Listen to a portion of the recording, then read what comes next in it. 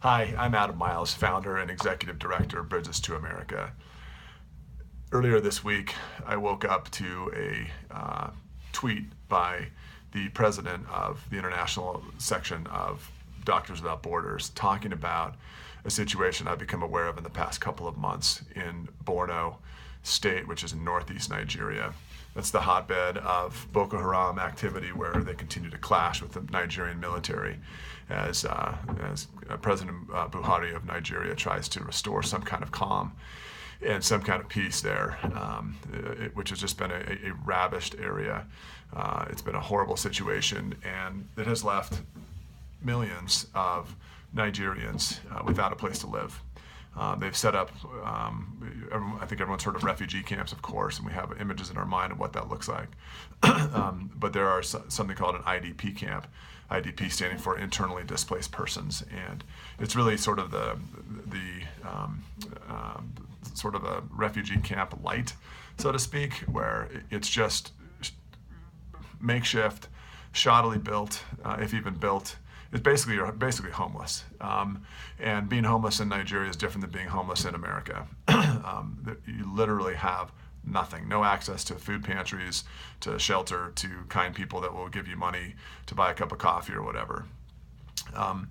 In this tweet of this article that was actually in Time magazine that's listed on the website here, the doctor talked about how in screenings that they did earlier this year, that of kids ages 0 to 5, 50% of those kids were acutely malnourished, which basically means they're going to die if they don't get the food and nourishment that they so badly need.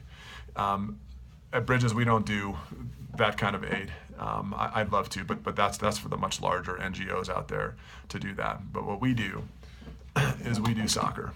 And you might say, well, who cares about soccer? Who cares about football? And I will tell you that these kids care about soccer. These kids who have basically nothing to do all day long but live in squalor and live in misery. The opportunity to get out there and play with something as simple as a ball can be therapeutic, can help them lift themselves up out of the terrible situation they find themselves in, through no fault of their own, by the way. So I'm launching this campaign, Balls for Borno. Borno State is in the northeast. It's a very high risk, very dangerous, very impoverished place in Nigeria, which in and of itself is a dangerous and impoverished country in a lot of ways. So I'm taking over at most a couple of adventurers that want to go with me to go and give out at least 100 soccer balls into this IDP camp. I have a security team on the ground that I'm working with, excellent personnel there, and we're putting together a plan. The plan's basically in place. All I need now is for a few people to step up and underwrite this thing. If I could pay for it myself, I would. There was a time I used to be able to do that, and I wish I could, but I can't.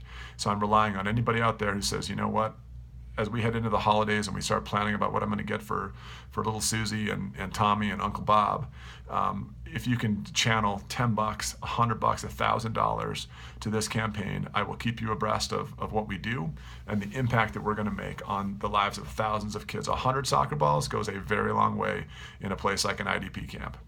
I hope you'll join me. I hope you will help me replace the suffering that happens that is going on for so many of these kids. Replace that suffering with the smiles that a soccer ball can bring. We've proved it before. We're going to do it again. I need your help. Go to the website below and to donate right now, or contact me to talk about a larger donation or gift, especially as we head into the holidays here. I can't wait to hear from you. I can't wait to show you the good we're going to do on the ground in Nigeria. Let's do this. Thanks.